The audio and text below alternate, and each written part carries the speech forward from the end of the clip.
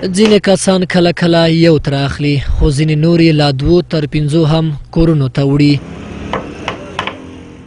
فیض محمد د خپل کاروبار د پیلېدو لامل زیاته مرګ ژوبله بولي او وایي چې په دغه کال کې شاوخوا 400 تابوتونه جوړ کړي چې د کار زیاتره برخه د ځوانانو مرګ جوړه کړي.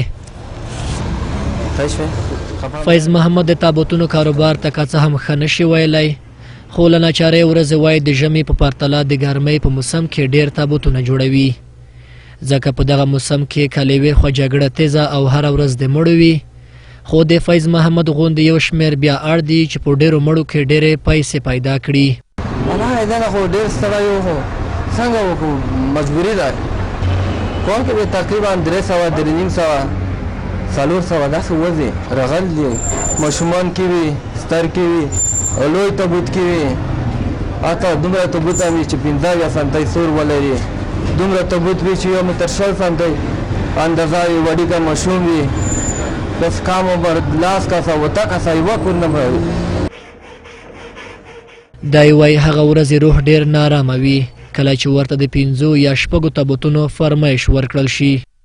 خفه خو په داسې وخت کې سړی خفه وي چې یوه کور نه 15 کاسه 6 کاسه مړه وي ځوانان وي داسې کورنۍ وي چې څوک نه وي سرپرست څوک نه وي داسې ټایم کې خامخا انسان خفه کېږي سړی خفه کېږي.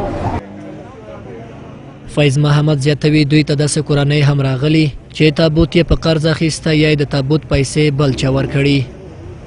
د فیض محمد پر وینا سل زړونه یو کوي تر څو په تابوت میخ ووهي او وایي مجبورا دغه کاروبار وچلوي.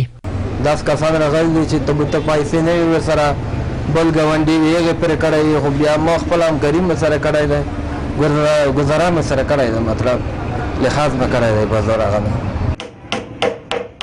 یو بل تابوت ساز سمت الله خان د یوې بدې ورځې کیسه وکړه چې دی خورا زیات ځورولی و.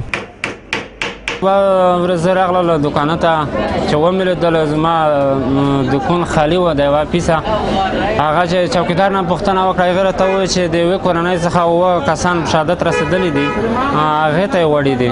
ما خپله په ځان کې دا وکتل چې دا والا غلا شوي ده د ما دوکانه نه خو چې کله دوی دا خبره راته وکړه زه سخت خفه شولم چې د یوې کورنۍ څخه 7 کسان ولې مړه شي. د کاتونکو په خبره که حالات همداسې روان وي او جګړه ختمه نشي ممکن ښارونه او کلي مو یو وخت په هادیرو بدل شي. شیرین درمان، میلمه راډیو، خوست.